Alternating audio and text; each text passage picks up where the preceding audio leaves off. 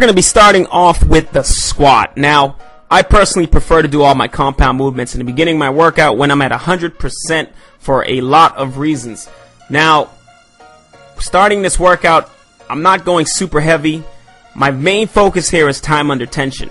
And as you can see, I'm going to be going down 3, 2, 1, and then 1, 2 up, and then a 1 second pause. That's a 3, 2, 1 tempo. Now, each set should be lasting between 45 to 60 seconds per set, which is a lot of time under tension, and it's perfect for hypertrophy to overload those muscles.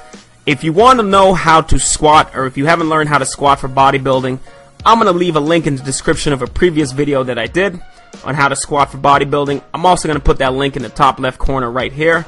So you can click on that link. It's a full detailed explanation on how to squat for bodybuilding.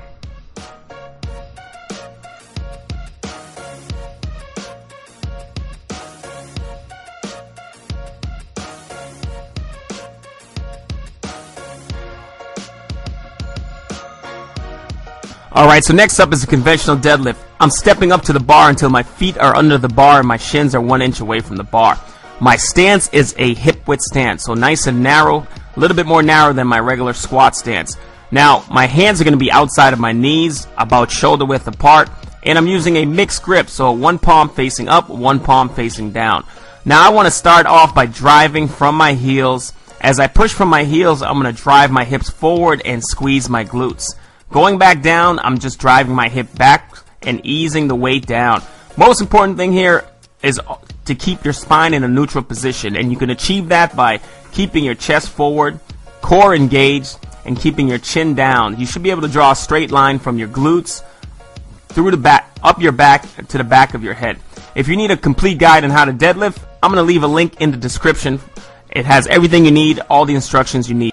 Next up is a Bulgarian split squat. So we're going to elevate one of our legs. We can either go with our toe down on the bench or our instep down. I prefer the toe myself. It's a little bit more comfortable. That front leg is going to be as far out in front of me as possible, and I'm going to be driving off that front heel. The majority of your weight should be pushing off that heel, and you want to be going from a straight line from ceiling to floor. So pretend you're touching the ceiling with your head and the floor with your butt.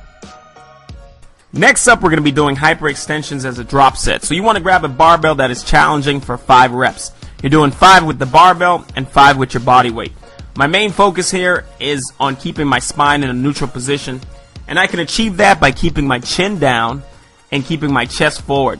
At the bottom of the movement, you want to take a big breath in, engage your core, pull back, squeeze your glutes on the way up. And at the top of that movement, you want to pause for a split second as you squeeze your glutes. Again, big breath in, tighten your core, pull back, squeeze the glutes, slowly exhale. So that brings us to 2 isolation exercises. This is a back-to-back superset. We're starting off with the leg extensions. My focus on the leg extensions is to keep my back up against the bench. Nice tall posture. I'm extending my leg out about 90% of the way, not all the way. And you want to make sure that you are squeezing down on those quads every rep. So it's not enough just to lift the weight. Engage the muscle yourself. Get that mind-muscle connection going. Squeeze those quads. As soon as you're done with the 10 reps from the leg extensions, you're going to go right into that superset. So you're going right to that, the leg curls. On the leg curls, my main focus is going to be nice, slow, eccentric. So I'm going to pull that bar up, and then I'm going to count it down for a 3. So pull up for 1, and then 3, 2, 1 down. Pull up, 3, 2, 1 down. Now, if you can't control the weight for a 3 count in your head down, you're probably going too heavy. It's all about time under tension. That is our main focus for this hypertrophy workout. And this is going to be the last couple movements here that are hitting our quads, glutes, and hamstrings. And then we're going to finish off this workout with some calves.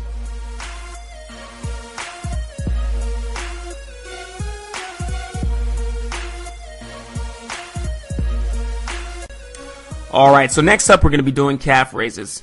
And you can do them standing up using a Smith machine. You can do them on a seated calf raise machine. You can do it whatever you have available in your gym. But we're going to be focusing on 3 sets with our toes facing forward, 3 sets with our toes pointed inwards, 3 sets with our toes pointed outwards. Each set is going to be 10 to 12 reps.